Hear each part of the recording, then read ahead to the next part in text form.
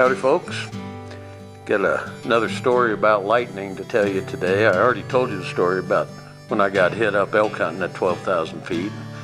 I believe I've also told you the story about packing out a couple dead guys that were bighorn sheep hunting that got killed by lightning. So you'd think I'd have a pretty good amount of respect for lightning, but anyhow, half a dozen years ago or so, I went up to northern Nebraska around Chadron.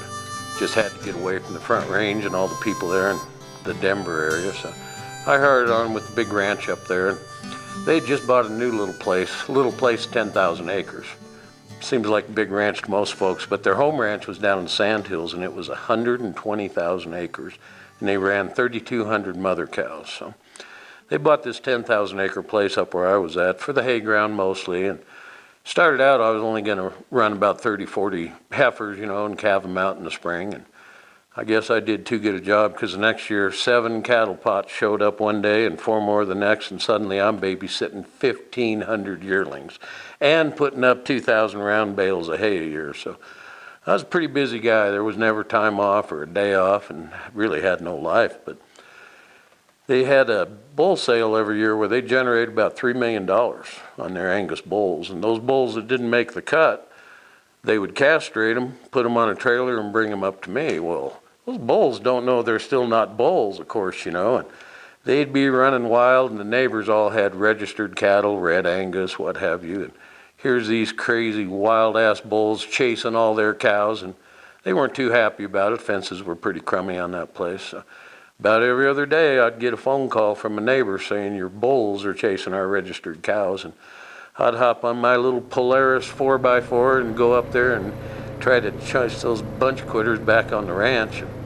So one day I got a call, and I'm up on the far end of the ranch. It was about 6 miles and probably 15 gates away from my house. And I got in there and found those bulls. There was half a dozen maybe, and I was cutting them out of the herd and getting them gathered up. And I was just in a light cotton shirt, and it was a hot day, but boy, you could feel a cold wind blowing, and I could see a storm coming out of the west. And I just knew it was full of hail. You just feel it in the air.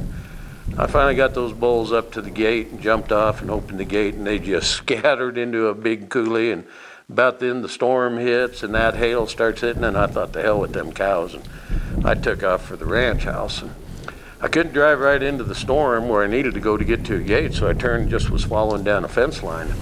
Well, I'm getting hypothermic. I'm just soaking wet, and that hail's a little bigger than marbles and just beating the crap out of me. So I'm driving down this fence line, and all of a sudden I'm just standing there in the middle of a pasture, and I'm thinking, where the hell did I park that four-wheeler at? And I could hear it kind of running, so I walked over a hill. It wasn't there, and I couldn't hear it anymore, and I walked over the other way, and here's this four-wheeler hung up in a barbed wire fence, and the front tire's up on the top wire, and the back wheel's spinning, and I'm sitting there thinking, now why in the world would I park that thing there? And I go to scratch my head, and my sunglass eyepiece is sticking outside of my head, and I go to pull it off, and it's stuck, and I get to yanking harder, and finally I give it a big old yank, and a big old strip of meat comes off down my neck and behind my ear, and I'm looking at that, and all of a sudden I go, well, damn, I've been hit by lightning again. So I jump on that four-wheeler, and I want to get back to the house and, check myself out, and so I'm following that fence, and I get up to the first gate, and it's still just beating me to death with that hail. And I get off to open that gate, and I'm afraid to touch the wire.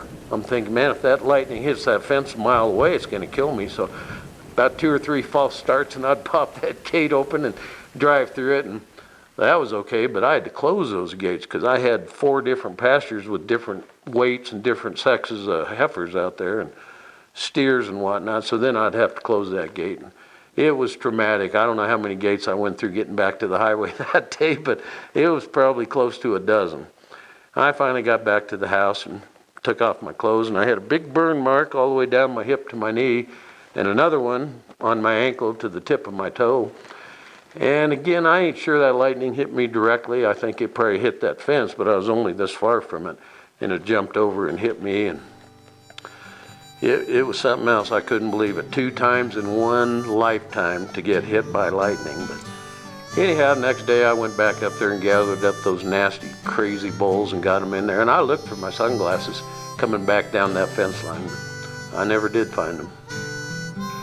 I just told you that story of getting hit by lightning up there in Nebraska. And That was a big ranch for one man to run, and I just couldn't do anything horseback. Hell, it'd take you half a day just to get to the back end of the ranch. So I did most everything on a four-wheeler up in that place. But I got a bunch of good old horse stories, and you hit that subscribe button and come on back. I want to tell you the first story about good horses, a wonderful, wonderful pack horse I had named Bucky Dent.